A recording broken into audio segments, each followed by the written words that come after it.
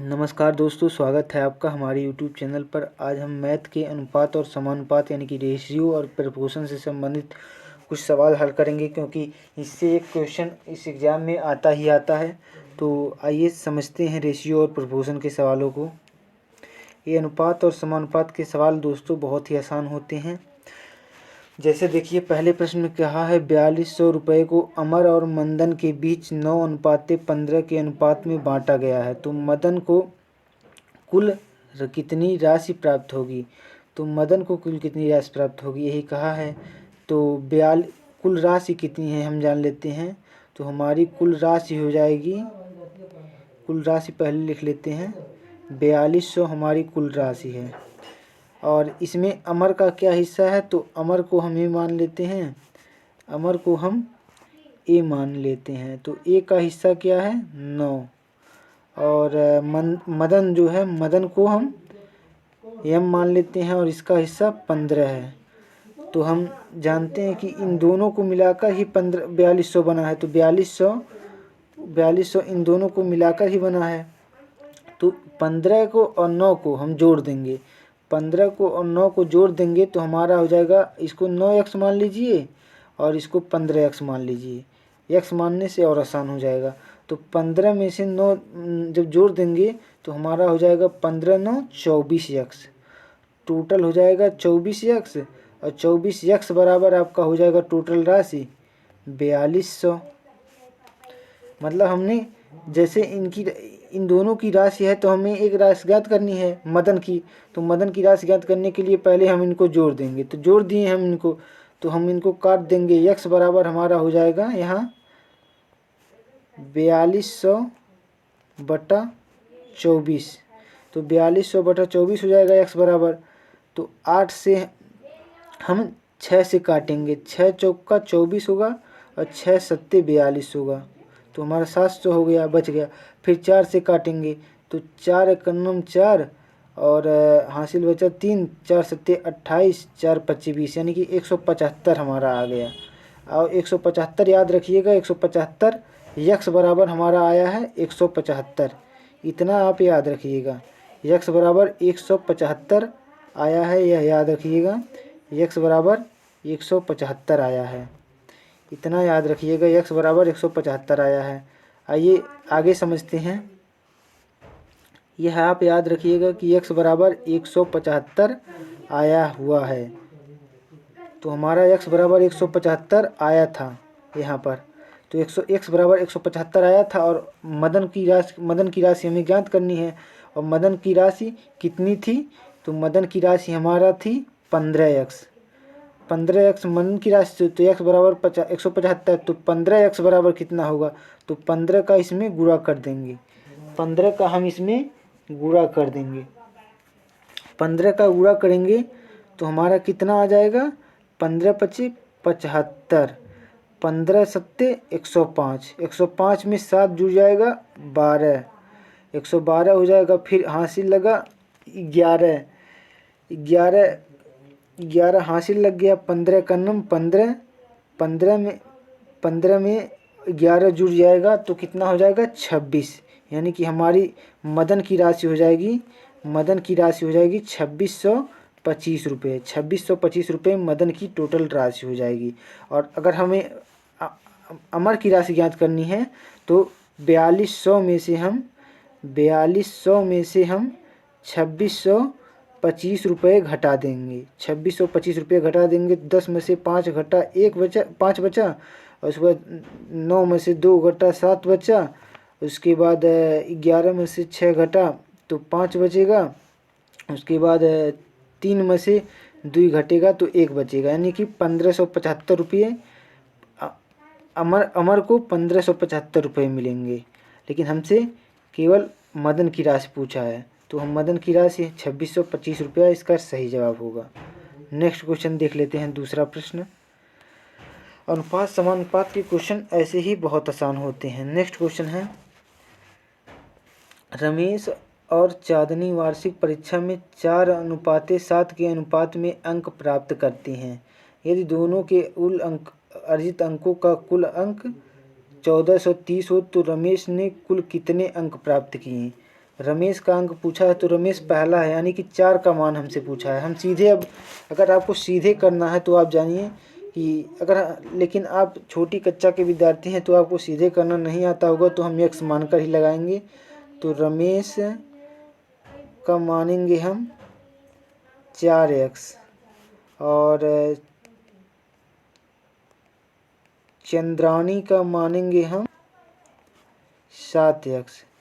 चंद्रानी का 7x हो गया और रमेश का हो गया 4x, और टोटल मिलाकर 7x और 4x हो गया हमारा 11x। तो 11x का मान है 1430 रुपया। 11x का मान 1430 रुपया है। तो रमेश का ज्ञात करना है, तो रमेश का है 4x, तो हमें एक एक नियम से सीधे लगा दीजिए। 11x का मान 1430 रुपया, तो 4x का मान कितना होगा, तो एक एक नियम से हमारा सीधा लग जाएगा क्वेश्चन। 11x नीचे चला आएगा, x से x कट जाएगा, 11 91 11 11 3 33, 11 जुना 0 और 4 से गुणा हो जाएगा, तो 4 से गुणा होगा, 4 जुना 0, 4 3 12, 4 91 4 1 5, यानी कि 520 हमारा राइट आंसर होगा। यानी कि रमेश ने परीक्षा में 520 अंक प्राप्त किए। रमेश ने परीक्षा में 520 अंक प्राप्त किए। यदि आपको चंद्रानी के अंक ज्ञात करने हैं तो 520 1430 में से 520 आप घटा सकते हैं, चंद्रानी के अंक ज्ञात हो जाएंगे। तो 1430 में से 520 घटा दीजिए, तो 0 में से 0 घटेगा, 0 बचेगा, 1 बचेगा, 3 में से 2 घटेगा और उसके बाद 14 में से 5 घटेगा, 9 बचेगा, यानी कि 910 चंद्रानी के अंक थे। चंद्रानी ने 910 अंक प्राप्त किए, रमेश ने 520 अंक प्राप्त किए। नेक्स्ट क्वेश्चन देख लेते हैं कैसा है। कह रहा है संगीता और राम ने एक साथ मिलकर 6630 रुपये जमा किए, तो जो कि क्रमशः 4:9 के अनुपात में है, तो संगीता ने कितना धन जमा किया। पूछ रहा है संगीता का हिस्सा क्या है। तो हम देख रहे हैं टोटल हिस्सा हमारा है, कुल हिस्सा है हमारा 6630 रुपया। 6630 रुपया कुल हिस्सा है। इनमें से संगीता का हिस्सा कितना है, संगीता का होगा 4x और राम का कितना है, तो राम का होगा 9x। संगीता का 4x हो गया और राम का 9x हो गया। संगीता का 4x एक बार मिट गया था और राम का होगा 9x और टोटल तो हमारा 6630 रुपया है। तो हमें क्या ज्ञात करना है, संगीता का ज्ञात करना है, यानी कि 4x का मान ज्ञात करना है। यानी कि 9 और 4 को हम जोड़ देंगे, 9 4 13x, यानी कि 13x का मान हमारा हो जाएगा 6630 रुपया। 13x का मान हो जाएगा 6630 रुपया और हमें संगीता का ज्ञात करना है, तो हमें 4x का मान ज्ञात करना है। तो हम डायरेक्ट कर देंगे 4x का मान, तो 13x नीचे आ जाएगा। एक एक नियम से, एक नियम अगर आप पढ़े होंगे तुरंत लगा देंगे। तो 13 को 66 से काटेंगे, 13 39 13 25 65 हो जाएगा और 13 का नम 1 हो जाएगा, 13 जुना 0, यानी कि 510 गुणे 4, तो 4 जुनाए 0 होगा। उसके बाद 4 91 4 4 25 20, यानी कि 2040 रुपये हमारा हो जाएगा संगीता का धन पूछेगा, तो संगीता का धन हो जाएगा 2040 रुपये, संगीता का धन था। यदि हमसे पूछेगा कि राम का कितना धन था, तो 6630 में से 2040 घटा देंगे, तो हमारा राम का धन आ जाएगा। अनुपात समानुपात को करने के कई तरीके होते हैं। नेक्स्ट क्वेश्चन है रमेश और जयचंद ने किसी व्यापार में 9:11 के अनुपात में निवेशक किया। यदि उद्योगों द्वारा कुल पूंजी 3240 रुपये हो, तो उनमें जयचंद का हिस्सा रमेश के हिस्से से कितना अधिक है। कह रहा जयचंद का हिस्सा रमेश के हिस्से से कितना अधिक है। हमारी कुल पूंजी कितना दिया है, कुल पूंजी दिया है ₹3240। कुल पूंजी, हमारी कुल पूंजी दिया है ₹3240, और जिसमें रमेश का दिया है 9x, और जयचंद का दिया है जयचंद्र का दिया है 11x। और हमें क्या ज्ञात करना है, जयचंद का हिस्सा रमेश के हिस्से से कितना अधिक है। तो जयचंद का हिस्सा 11x है, रमेश का हिस्सा 9x है, तो हम यहीं से घटा लेंगे। 11x में से 9x घटेगा 2x अधिक है, तो 2x का मान हमें ज्ञात करना है, इसी का मान हमें ज्ञात करना है। तो इसका मान ज्ञात करने के लिए सबसे पहले हम कुल पूंजी, तो 9x और 11x को जोड़ देंगे। 11x और 9x का हमारा 20x, तो हमारा 20x का मान होगा ₹3240। ₹3240 20x का मान होगा। 0 से 0 कट जाएगा, 2 51 में 2, 2 छक्का 12, 2 दूना 4, यानी कि x का मान हमारा आ जाएगा 162। और तो 2x का मान हमें ज्ञात करना है, x का मान 162, तो 2x का मान 2 का गुणा हो जाएगा। 2 दूना 4, 2 छक्का 12, 2 51 2, 1 3, यानी कि जयचंद का हिस्सा रमेश के हिस्से से ₹324 अधिक है। ₹324 जयचंद का हिस्सा अधिक है रमेश के हिस्से से। उम्मीद करते हैं क्वेश्चन समझ में आया होगा, और यदि नहीं समझ में आया है तो फिर से वीडियो को देख सकते हैं, क्योंकि इस क्वेश्चन को बार बार समझकर लगा सकते हैं अगर नहीं समझ में आया होगा। नेक्स्ट क्वेश्चन देख लेते हैं। 5वां क्वेश्चन कहा है, एक न्यायालय के निर्णयानुसार ₹4500 को ABC में बांटा जाना है।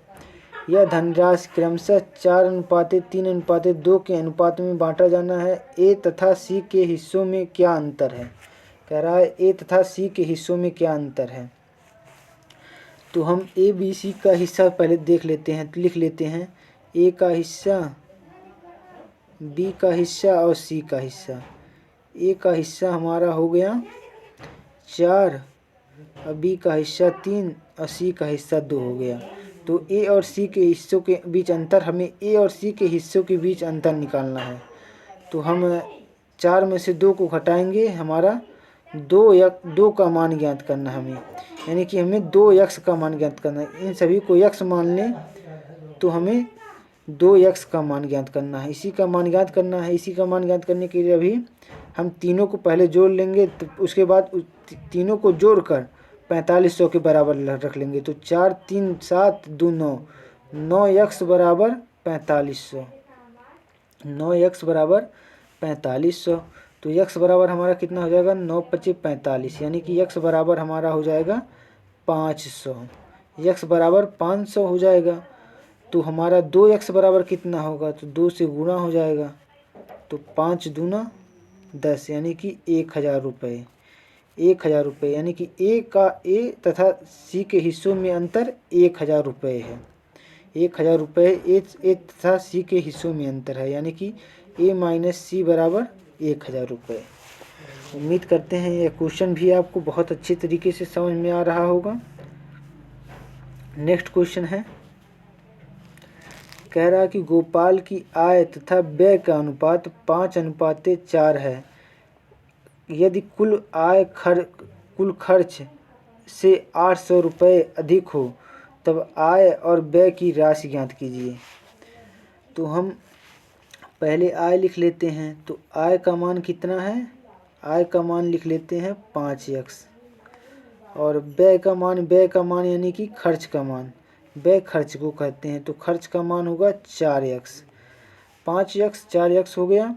अब कुल आय कितना कहा है, कुल आय कुल खर्च से 800 रुपये अधिक है। तो खर्च हमारा 4x है, आय 5x है, तो 5x में से 4x घटेगा, x बच जाएगा, यानी कि x का मान हमें दिया है 800, यानी कि यह जो होगा वो x का मान होगा, यह जो होगा x का मान होगा, यानी कि आय कुल खर्च से 800 रुपये अधिक है, यानी कि 5x में से हम 4x घटाएंगे तो x का मान हमारा 800 आ जाएगा। x का मान 800 आ गया, तो हमारा कह रहा है कि तब आय तथा व्यय की राशि ज्ञात कीजिए। आय तथा व्यय दोनों की राशि ज्ञात कीजिए। कह रहा है अलग अलग ज्ञात करना है, तो हमें आय की राशि ज्ञात करने के लिए x का मान 800, तो 5x का मान 8 पच्चीस 40 यानी कि 4000 हो जाएगा हमारी आय, और 8 चौक 32, 3200 रुपये हो जाएगी हमारी खर्च। यानी कि आय हमारा 4000 और 3200 रुपया खर्च हो जाएगा। यानी कि क्वेश्चन हमारा सॉल्व हो गया। उम्मीद करते हैं आपको बहुत ही पसंद आया होगा। नेक्स्ट सेशन में मिलते हैं नेक्स्ट वीडियो में। तब तक के लिए जय हिंद, जय भारत, वंदे मातरम। आपका दिन शुभ हो। और किसी टॉपिक पर वीडियो चाहिए तो आप कमेंट कर सकते हैं, हम अगला टॉपिक उसी को बना देंगे। तो वीडियो देखने के लिए आपका तहे दिल से शुक्रिया।